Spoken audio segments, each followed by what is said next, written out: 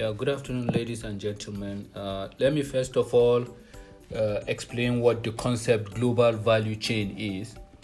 Global value chain, or GVC as it's popularly known, consists of a series of stages involved in producing a product or service that is sold to consumers, with each stage adding value and with at least two stages being produced in different countries.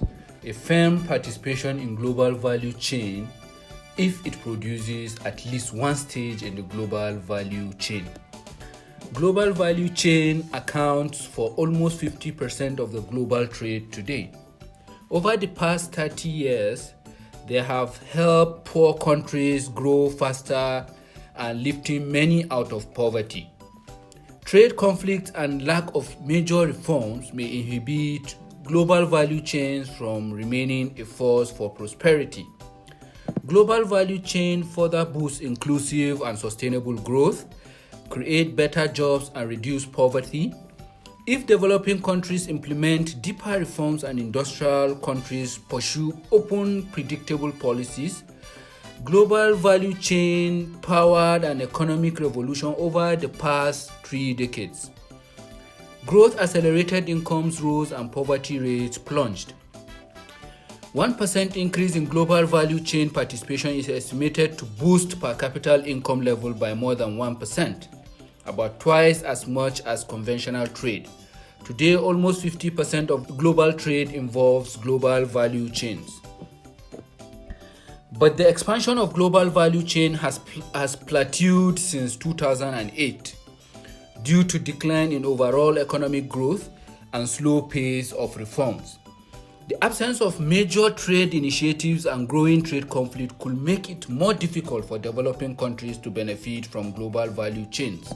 In worst case scenario, if trade conflicts worsen and causes a slump in investor confidence, up to 30.7 million people could be pushed into poverty, that is below $5.50 a day.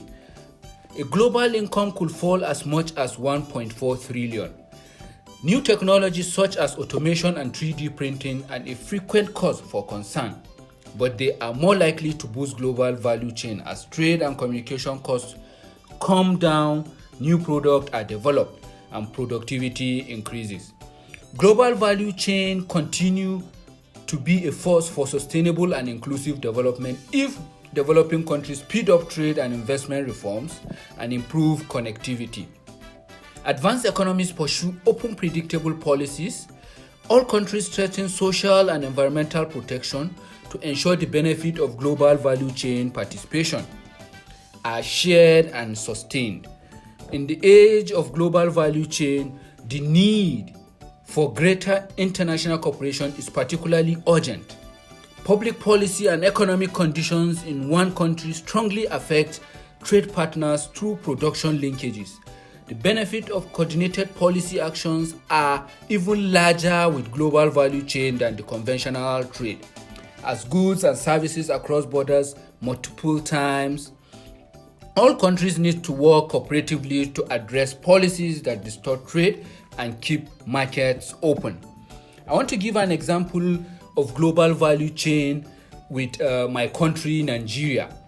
Nigeria is trying very hard to provide enabling business environment through provision of modernization of the various agencies of government, that is technology advancement, involved in supply chain. Global value chain often come in hand with what we termed FDI, that is foreign direct investment, capital inflows. To provide a specific example, Nigeria is a relatively physical capital scarce country, and oil extraction is relatively physical capital intensive process. But large FDI inflows have conferred to Nigeria a comparative advantage in that relative upstream production stage.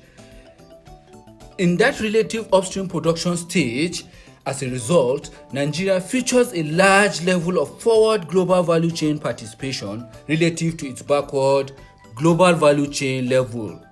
Thank you very much. That is my submission. All the best.